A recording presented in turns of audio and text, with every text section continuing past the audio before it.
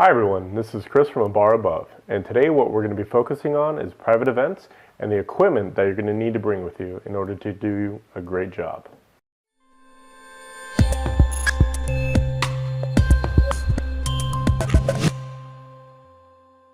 Now there's a couple different types of bartending for special events. The first one I was experienced to, and most of us will be, is one of our regulars comes up and says, "Hey, I got a party I want you to bartend. Would you be interested?" My biggest piece of advice for this is over-communicate. Really find out what that customer wants. Do they want you to come over and just have an open bar? We're going to be making anything from Jack and Coke to Cosmos, because that's a very different kind of bartending or private event bartending than if they want you to create one cocktail or 3 cocktails for the evening. So just make sure that you over-communicate with your customer and really understand what they want out of the night. So another form of special event bartending is something that I've been doing over the last few years, and that is when a liquor company asks you to create a cocktail for a special event that both showcases their quality as a brand and your ability as a bartender to make an amazing product. These types of events can definitely be the most fun, but they can also be the most challenging.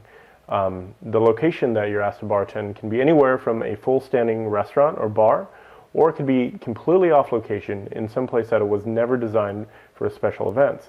And at the end of the day, you might be working on a card table with a bucket of ice in front of you. It could be a very fancy card table, but you never know what you're going to be walking into. So like with any other event, communication is definitely key. Just finding out what their expectations are and being able to deliver, because at the end of the day, this is your reputation at stake. If you do a great job, they're going to call you back. If you don't, for whatever reason, even if it's outside your control, they probably won't. So that's why I bring everything with me, just to take away any kind of the variables that are presented. So just be as prepared as possible and you'll do a great job. Now you're going to want to bring all the tools that you bring on a normal shift, any tools that you have at your disposal at any typical bar shift. So what that means is, your jiggers, if you're going to be using jiggers, strainers, mixing tins, fine strainers if you utilize them. If you have any kind of muddle drinks, make sure you bring your muddler.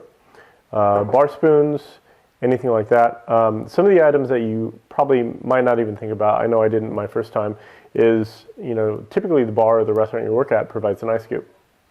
I didn't think of that, so I was using a mixie tin. Didn't quite look as good as polished, so I always bring a ice scoop with me now. The other thing is, if you're doing free pour cocktails, bring a couple spouts, because that's how you do it in the bar. So just have a couple of those on you at all times when you do in private events. The other thing is tongs, because if you're making this great cocktail, you're keeping your ice clean and you're going through all these right steps, and then all of a sudden you put your hand in a lime jar or olives or something like that. Kind of defeats the purpose. So bring a couple tongs with you just in case. One of the other things that you'll want to bring plenty of is just bar towels, because you're going to have a mess no matter where you're tending bar, just like we do on a normal shift, but nobody's going to supply you with them. So just make sure that you bring a couple bar towels with you, and fresh juicer if you're going to be doing any kind of fresh squeezed juices. And one of the things that I like to bring with me to any event is a cutting board. Now you can bring like a nylon or a wood cutting board if you want to, but if you're doing space is an issue, these are really great. These are little tiny plastic cutting boards. You get a whole set of these over at Ross or a department store or something for $5-10 for a whole set. And they will roll up in your rolling bag, which makes it nice and convenient. The first piece of equipment that you might not have thought about is, purchase an ice cooler. It's a really good investment if you're going to be doing any kind of private event bartending. It accomplishes a couple different things. First of all, you can put all your bar equipment in here to roll to the event instead of having to carry it all in 2 separate trips. It's a great device for that. The other thing is, like I said, you never know what you're going to get when you arrive. I've actually had to go, been to events where they've told me they've had a bar, and when I get there, there's not even an ice well. So I've actually had to use my cooler as my ice well to build all my cocktails out of. It was kind of a big surprise, but I was really happy to have it. The other thing is, if you don't want to spend the money on getting a cooler right away, one of the easy fixes you could do that accomplishes the same thing is just go down to Target, Walmart, or Costco and buy yourself a little tote just like this. This is a 12-gallon tote that I bought from Costco. and accomplishes the same exact thing. If you're at an event, it doesn't have a well, you can put a trash can liner in here, fill it full of ice, and you're ready to get down to business. The other thing is that if you're tending bar at a customer's house or an offsite event, you don't want to have to clean all this stuff at their place. You can literally throw all of your dirty dishes, all your dirty equipment in one of these tins or totes or the cooler and just clean it when you get home. So first of all, you look a lot more professional and you get out of the job faster, which is a benefit for everybody.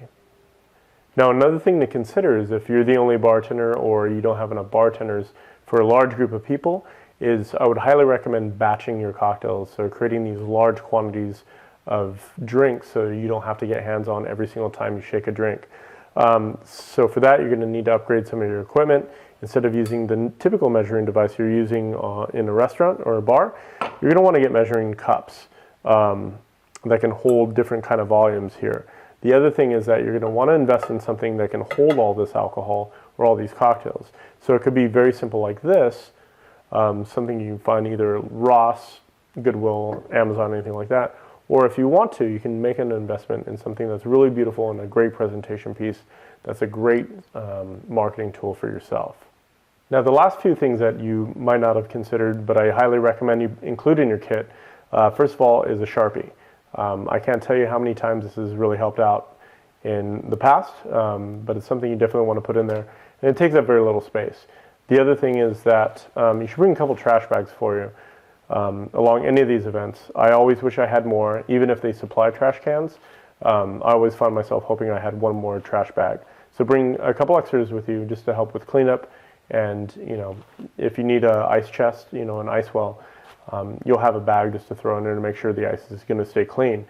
Now, the last thing that I recommend is bringing a small first aid kit with you.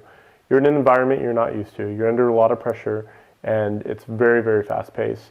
So every once in a while, you're bound to cut yourself. And I actually bring this to me every day when I go to work as well. And the convenient thing is that it actually fits in this little tiny Altoid box. So what I have in here is, just a lot of the essentials, Band-Aids, finger cots or finger condoms, whatever you want to call it. I have a really tiny, like, Swiss Army knife. And the reason I have it in there is more for the scissors, not the knife, because let's be honest, you're not going to be cutting much with that knife. Aspirin, some antacids, anything like that you might consider, but it fits really nicely and conveniently in this little tiny box.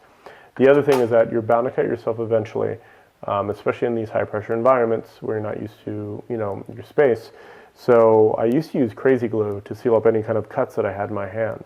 My wife told me that's probably not the best idea. So I've actually bought this stuff called Liquid Bandage by New Skin, and I always carry this stuff with me because, just the nature of our job, we end up cutting our hands quite often. Now, the one biggest piece of advice I have for everyone is if you're going to be doing any kind of offsite event, any kind of special events like this, time is your biggest asset. Arrive there 2 hours before you even think you need, because every time I've ever done this, something has come up where I really need more time on my hands. So make sure that you arrive 2 hours early, and that'll alleviate a lot of the pressure to getting everything up and running, putting out any kind of fires that might arise. Now, the other thing is that if I'll put up a spreadsheet of all the equipment that I have just as a checklist, just to give you a general idea. Now, if you're watching on YouTube, go to abarabove.com, and we'll have that at the bottom of the post here. And if you're watching at a bar above, just look down at the bottom of the page, and we'll have that link there for you. So I hope you guys found this informational, and as always, have a great shift, and cheers. If you enjoyed this video, subscribe to our YouTube channel, find us on Google+, or visit us at abarabove.com.